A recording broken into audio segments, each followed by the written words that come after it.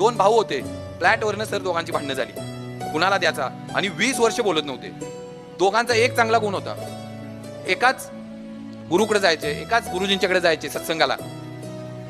मोठ्या भावाच्या मुलीचं लग्न ठरलं, म्हणलं आपल्या भावाला पत्रिका दिली पाहिजे, त्याच्याच लेकीचं लग्न आहे, भावाला पत्रिका घेऊन गेला, म्हणलं लेकीचं लग्न ठरलंय, तू पुढे होऊन केलं पाहिजे, सगळं विसरून जा, काही डोक्यात ठेवू नको, पुढे होऊन तुला करायला पाहिजे. बारक्या भावानं ऐकलं नाही, घरातनं हाकलून दिलं, म्हणलं काही संबंध नाही तुझा माझा, आणि घरातनं बाहेर काढलं. मोठा भाऊ नाराज होऊन घरी आला. दुसऱ्या दिवशी परत सत्संगाला गेला गुरुजींच्या पुढे. गुरुजींनी चेहरा बघितला, विचारलं काय झालंय, म्हणला लेकीचं लग्न होतं, भाऊ मी बोलत नव्हतो 20 वर्ष, पत्रिका घेऊन गेलो, सगळं विसरून जाऊया, पण भावाने ऐकलं नाही, घरातनं बाहेर काढलं. गुरुजींनी ऐकून घेतलं.